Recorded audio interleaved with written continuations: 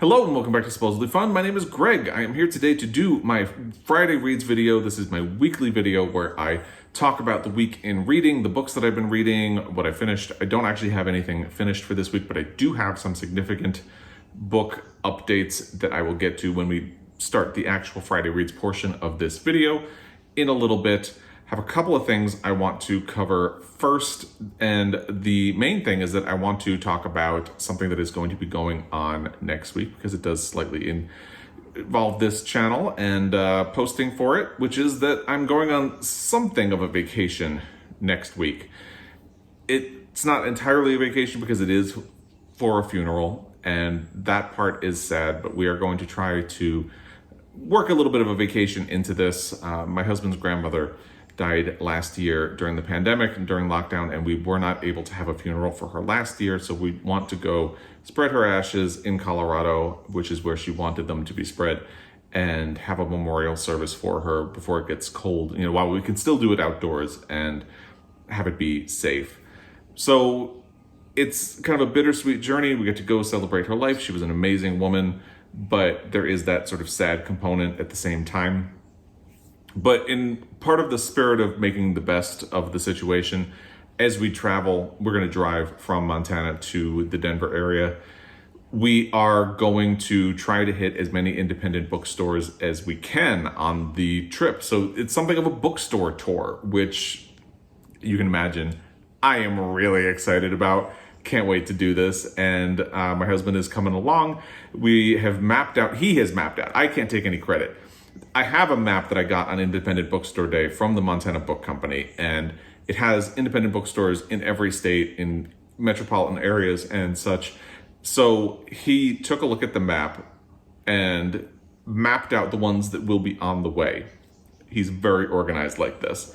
So we're going to hit a bunch of the stores that are on the map because you can color in which ones you visit. So this will cross off a lot of stores on the list. And for example, I have never been to the Tattered Cover. I have been to the airport store when I was on a layover through Denver, but I haven't been to either of the proper Tattered Cover stores, and that is one of the most famous independent bookstores in the country. So I'm really looking forward to getting to that next weekend and hitting a couple of other bookstores along the way. We're going to try to cram some fun things in for my husband. I think he'll enjoy the bookstore tour, but we're going to try to get some other things in for him. For instance, there is a restaurant along the way that has bierox. If you haven't had bierox, it's a really delicious food. I think it's German, or it comes from German heritage, and it's just delicious. So we found a restaurant along the way that has that, so we will get to eat that on the way. I am going to attempt a vlog of this bookstore tour, and we'll see how that goes, because I feel really awkward just walking into a bookstore and starting to film as I walk around. It makes me feel like I'm making a spectacle of myself, and I'm a pretty calm and reserved person, so I don't really like all attention focused on me, which is a weird thing to say when you have a booktube channel, because literally all of the attention is on me right now. But it's a little bit different. Like, I can't see you watching this video, so I can pretend I'm just in a room talking to nobody. Guinness is lying down on the couch next to me. I can pretend I'm just talking to him if I want. So it feels like a weird thing to say, but it's true. So anyway, point being, I'm going to try to do a vlog of this bookstore tour that we are going to be going on in this adventure. And you should be able to meet my husband during the course of this in that video. So we'll see how all of that goes. Now, it will impact my schedule because I will only be able to really record videos and upload them through Tuesday of next week. So I'm actually going to try to film 2 videos today, and we'll see how that goes.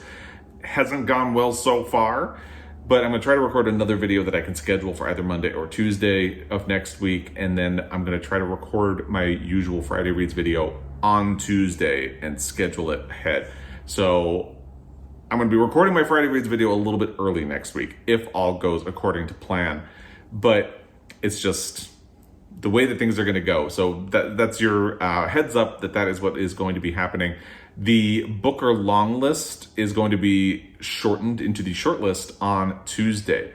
I don't know if I'm going to do a reaction video. mostly because of the timing. If they announce the long list or the short list later on in the day, there's a good chance I just will not be able to film a reaction to it. So we'll see how it goes. But if I don't get to react to it, I'll talk about it in a subsequent Friday Reads video, and we'll see how that goes. I have not spent a whole lot of time with the long list, so I'm not going to do predictions of it. The one that I am still, I think, the most excited to read is The Great Circle by the Maggie Shipstead and the Damon Galgut. I've heard really good things about that one. But the Maggie Shipstead, I am actually on hold at the library for, and who knows when it will become available, but hopefully soon. We'll see how that goes. So that is coming next week. I don't know if I'll be able to do a reaction video to it, but we'll see. The other big book news that happened this week is the Women's Prize was announced. I did a full reaction video, which I will link down below, and there's a lot of good feedback about Piranesi. A lot of people are really excited that that book won the Women's Prize, and I think I'm going to try to read it in October. But we'll see. I don't do well with reading plans. We're going to just take it easy and see how that goes. By the way, I should mention I rotated the camera a little bit because the lighting is not great today. Usually with all these big windows right here, a lot of light comes in and it's fine. But for some reason, it just wasn't working. So because I'm filming from this way, you can see we had a change of artwork. Lake Moraine used to be behind this couch, which is where my husband and I got married. It's one of my favorite places on earth. We got new prints. Let me see if I can change the angle of this. From a wildlife federation that it was doing a fundraiser for animal preserves and elephant sanctuaries and things like that. My husband loves elephants. And is this not the cutest thing you have ever seen in your life? I mean, these two are cute, but that is just adorable. So that's something new and exciting around the house. And it's only because we're doing this angle that you can kind of see them right now. There are only two other things I want to mention quickly before getting into the actual Friday Reads portion of this video. The first is that I watched Mike Leigh's Secrets and Lies last night, a movie I have been wanting to watch for a long time. I had a feeling I was going to like it. I didn't expect to like it as much as I did. I should have known it's a complicated family story. Its ultimate message is about how being open and honest is the best course and the one that's least likely to hurt anybody. So I loved it. It has pretty universally great performances in it as well. So if you haven't watched it, I saw it on HBO Max here in the United States, and I really enjoyed it a lot. And then the last thing before we get into my 3K Q&A question and then move into the Friday Reads is that I feel I should mark the occasion of the 20th anniversary of 9/11. I don't have anything intelligent to say about the day. 20 years later, a lot of the trauma and grief is still there. And I didn't even know anyone who died on 9/11. I was lucky in that regard. Everything still feels kind of painful if you were alive and if you were old enough to pay attention to the news at the time that it happened. And it's tempting to say, especially if you lived in the New York City area, you know what it means. And I did. I lived in northern New Jersey at the time of 9/11. But I think trauma can be felt anywhere. You don't have to have been a New Yorker to really feel the long-lasting impact of what happened. And again, I don't have anything intelligent to say about the day, but I just feel like I should mark the occasion and put it out there for anybody and say, feel what you need to feel, and we'll continue getting through it. Now let's get to my 3K Q&A question. If you follow along, I am getting through the last questions from my 3K Q&A that I didn't do in a specific Q&A video. Just in each Friday Reads video, I'm doing one at a time. This week's question comes from Obvious INTJ, and it's almost a comment. It's mental health books and your thoughts about parenting/adoption. Mental health books, I don't know if you're looking for recommendations or if you want to know my favorites or anything like that. To be honest, I don't read a lot of psychology or self-help, so I don't really have anything to offer if that is what you are looking for. All I can talk about are books I have read that help my own mental health. And if I'm going to be talking about that, my ultimate comfort book is Sue Grafton, or the series is Sue Grafton. I tend to turn to her when I am feeling a little bit stressed or struggling. This year I haven't as much. I've been turning to some YA LGBTQ books or LGBTQ romance novels, things like that. They help me get out of slumps. They help me get through whatever it is I'm kind of stuck on, and they work for me in terms of mental health. But again, I don't read self-help books like at all. I'm not opposed to the genre. It just doesn't really. I'm a type of person who feels cheesy if I try to read one of those books. So I generally don't. So I'm sorry, I don't have anything to offer in there. And again, I don't know if you were looking for a recommendation or if you just wanted to know my favorites. I don't have anything. All I can say is I turn to specific kinds of books like Sue Grafton's when I need something of a mental health break. And then in terms of my thoughts on parenting and adoption, that's a really broad category, and I'm not sure exactly if you want my thoughts on parenting versus adopting, or adopting versus foster care, because I did not actually adopt. We went through foster care, and I've talked before about the difference between adoption and foster care. I'm not accusing obvious INTJ of not knowing the difference, but I feel like there is a lot of confusion in general about the difference between foster parenting and adoption. So just to go over that again, when you adopt someone, you become their legal guardian. You assume the parental role. You are in charge of making decisions that impact their healthcare, their education, and things like that. You can decide what kind of haircut they're going to get and all of that stuff. If you are becoming a foster parent, you are not the legal guardian of your foster child. Someone else is.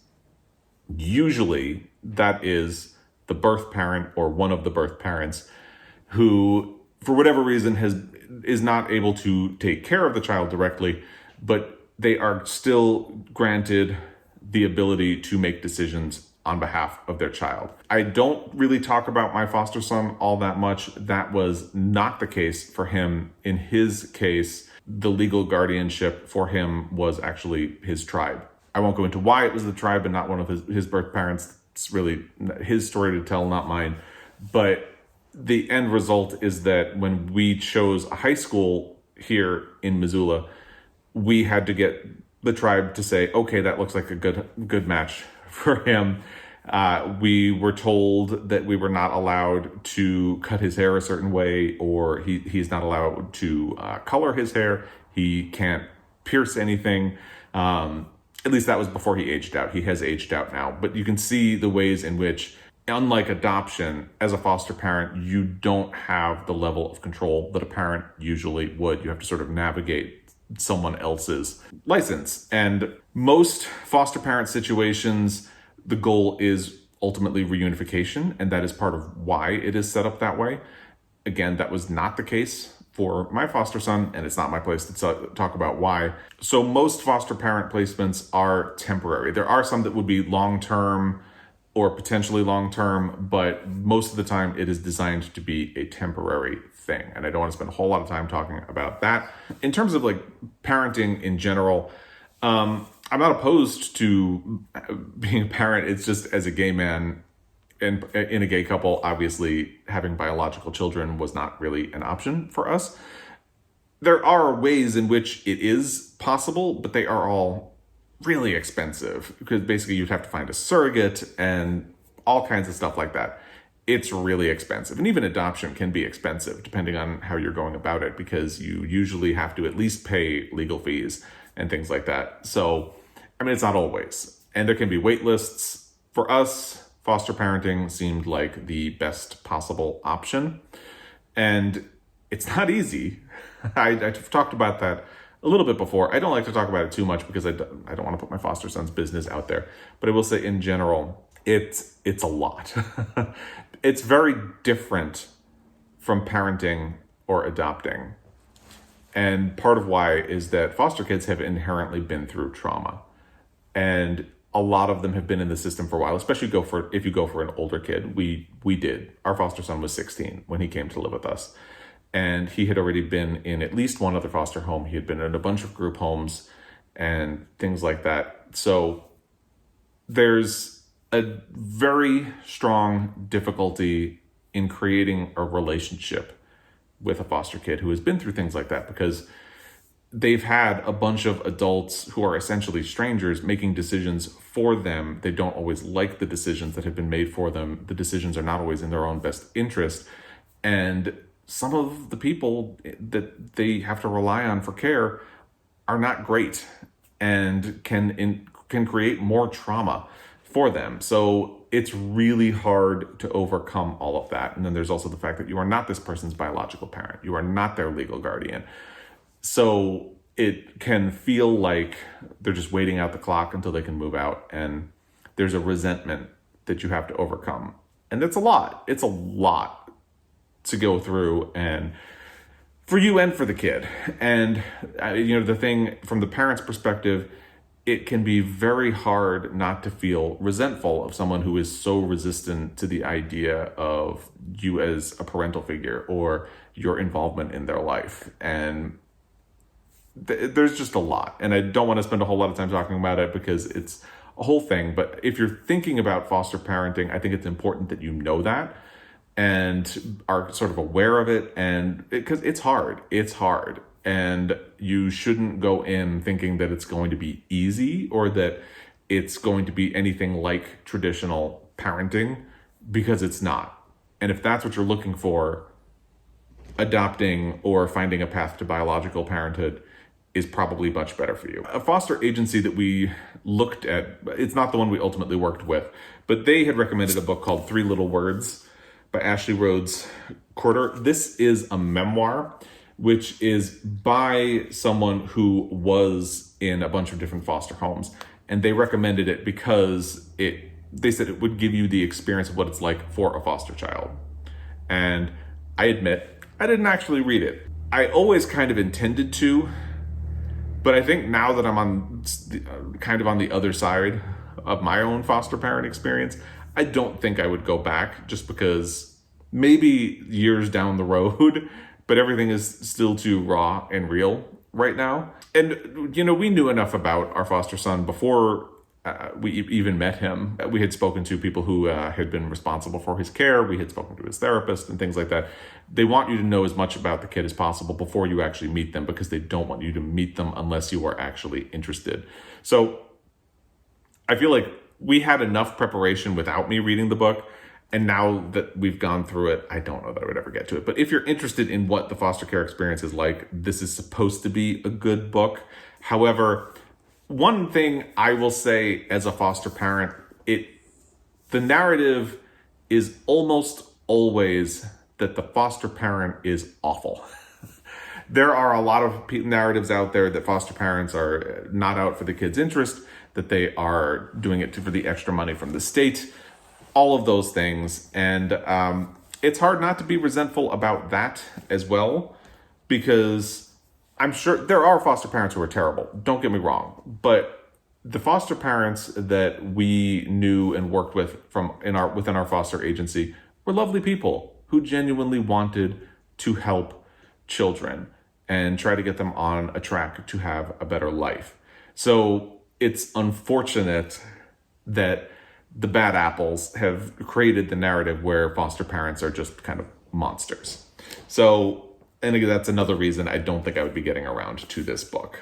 So that's neither here nor there. I hope that even remotely answers your question, obvious INTJ. If not, I'm sorry. That's kind of my interpretation of what you left for me. Anyway, let's get into the actual Friday Reads portion of this video, because I'm running a bit long. I did not make any progress on Gone with the Wind this week. In fact, I took it off of my currently reading list on both the Storygraph and Goodreads. By the way, I am still using both the Storygraph and Goodreads, but at some point I would like to transition all of my energy to just the Storygraph. I'm just not there yet. But I did mark it as not complete, but I took it off of my currently reading on both sites. And I am still on a hold list for the audio. It will take a couple of weeks. So when it becomes available, I'll make a decision about whether or not I am ready to wade back into those waters through audio. There's no scenario in which I will be going page by page through the book anymore. I decided it's not worth my mental health or sanity. I'm just going to stop. And when I get back from my trip, I am probably going to be working on my Pulitzer Prize deep dive video, so there's something you can look forward to. You've all been through the trenches with me already, but I'm going to try to create like a summary of the experience of Gone with the Wind, or my experience of Gone with the Wind, because other people will have other experiences, and that's fine, that's good. So that is going to be coming. So I guess we could say that that is a DNF for this week. At least it's a DNF for now. But like I said, there's no scenario in which I'm going to be picking the book back up. I might do the audio, but especially if I've already done the Pulitzer Prize deep dive, why do the audio? It's going to take weeks. So I'd rather just be done with this experience, and I hope you can understand. So that's the likelihood. I'm just going to be done with Gone with the Wind at this point. That is my decision. In terms of everything else, I'm continuing my buddy read of Love Medicine with Britta Bowler. I will put a link to her channel down below. And I'm really loving this book. What's really great about this month so far is that I am reading 2 books at the same time that have a lot of really strong female characters. This is one of them.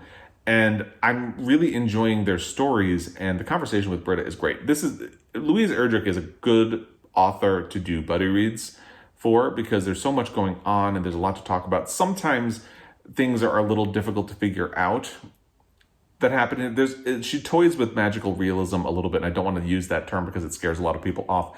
But there are things that happen that are almost magical, and it's really good. So I am not through the section that we need to be at for this week yet, but I have really been enjoying this book so far, and I can't wait to talk more about it. Basically, it follows sort of interconnected stories, large cast of characters, and tells a story about the push and pull between white American culture and Native culture, and the push and pull between Christianity that was forced on Native people and their own society and customs and beliefs. And it's really fascinating so far. I can't wait to get further along in it. And again, I'll talk more. I feel like I need to save a lot of my comments for Britta because of the buddy read. So I am going to kind of do that. And I'll probably do more of like a review wrap up at the end. And that's how I'll talk about this one. My other buddy read that I've been working on is The 5th Season by N.K. Jemisin. This is a buddy read with Erica from The Broken Spine. I'll put a link to her blog down below since she hasn't really been doing videos. And this is the other book that has really strong female characters. And I mentioned to Erica that it feels like N.K. Jemisin is a skilled writer in a lot of ways. But one of the things that's really great is she'll drop in all of these really quotable lines that don't feel cheesy or forced. A lot of the time you'll read a book and you just know the author was trying to write a sentence that would sound great if you stitched it onto a pillow. And N.K. Jemisin manages to weave them into the rest of the narrative in such a flawless way that sometimes you don't even notice them. Erica referenced one that was on page 43 in our check-in that had even just blown by me, and I noticed a bunch of them, which was, "Frightened people look for scapegoats." That's a great line. You wouldn't stitch it on a pillow. Well, you might, but most people wouldn't. But she's really good at that. And a lot of the first 100 pages, that's as far as we are right now, is table setting. Basically, she is putting the chess pieces on the board and she's starting to move them around. But that's really where we're at right now. And there's plenty of room for a lot of stuff to happen. And like I said, she is starting to move them around. But you're really just getting to know the world and the people and the scenario. And it's funny because this is a compulsively readable book. The 100 pages that we did for this past week were just easy to get through. But there's a lot going on and it is really dense. So it's this fun balance of it being compulsively readable, easy to read, easy to get through, and yet you really need to be an active reader with this book. N.K. Jemisin doesn't make it easy for you, except her writing is so good that it sort of compels you through. There's a glossary in the back of the book, but not every word that she uses is in there. She sort of expects you to be able to figure stuff out through context.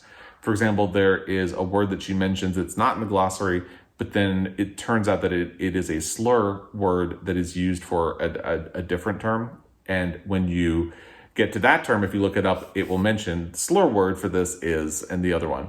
So she's not giving you everything. She wants you to participate and figure out. And that's fine. That's refreshing. And I'm enjoying this so far. Can't wait to see where it goes. A lot is going to depend on where it goes. Because like I said, right now, we're just in the world building section. which is great, but a lot will depend on where it goes. The audio that I have been listening to for this week is Damnation Spring by Ash Davidson. I did not make a lot of progress in the audio this week because I found, just because work was really busy, there was a lot going on. When I was playing it, I wasn't really paying attention, so I would just quickly stop, and I'd spend a lot of time with like a comedy podcast instead, because I feel like you don't need to devote a whole lot of attention to that. So I'm really enjoying this so far. If you're unfamiliar, it's the story of a family in 1977. Basically, they have sort of lived off of the timber industry for generations, and at this point in 1977, the patriarch Rich buys a plot of land that he can use for his own timber without telling his wife. And he mortgages their house and puts them into a lot of debt to do it, again, without telling her. But he thinks he's doing it for their future. Colleen, his wife, is sort of a midwife, and she is struggling because she wants to have another baby. She's had a miscarriage. Other people around are having miscarriages. So she's dealing with that sort of sense of grief. And she is also starting to wonder if a lot of the symptoms and things that she is seeing are because of the herbicides and pesticides that the logging companies are using, which they claim are safe. And that's where I'm at. That's the premise of the book, and that's exactly what I've experienced so far. I'm only, I think, 20%, maybe 25% of the way into the audio. And I have a lot more to go, and I'm really looking forward to it. I'm going to try to finish this before I leave, but I'm really enjoying it so far. It's very good. Also, when I finished both of my check-ins for the part I had to read for Love Medicine and the part I had to read for the 5th season, I started the ebook of Fight Night by Miriam Toews. I was given a galley of this on NetGalley, and I'm really excited. I love Miriam Toews, and I am not very far because I only made it I think maybe 10% of the way through the ebook before I had to start working on my next check-in point. And I probably shouldn't be reading a third print book at the same time as the other two, but yeah, I'm just so excited for this book, and it will be released on October 5th. So I'll talk more once I get further in, but I will say in the beginning, you really fall into Miriam Toews' spell all over again. And further complicating things, my library hold of Run by John Lewis, Andrew Aydin, Il Fury, and Nate Powell became available. This should be really doable. I could probably just cram this in over the weekend once I finish my Love Medicine section for the week, because yeah, it's less than 150 pages. So this is following the March trilogy of graphic memoirs that John Lewis did, which is about his participation in the civil rights movement. Run is about his pivot to politics. And I believe there are supposed to be 2 more volumes. I haven't seen a whole lot about how far he got with them before he died. Hopefully, there will be no delay or any problem with the other 2 books. I'm really looking forward to this. Should be working on it once I finish my check-in for Love Medicine. And that's what I've had going on in my reading week. And I'd love to hear what you've been reading, what you've been loving, what you've been hating, all of that stuff. Please put it in the comment section down below. As always, I will be back. Until next time, happy reading.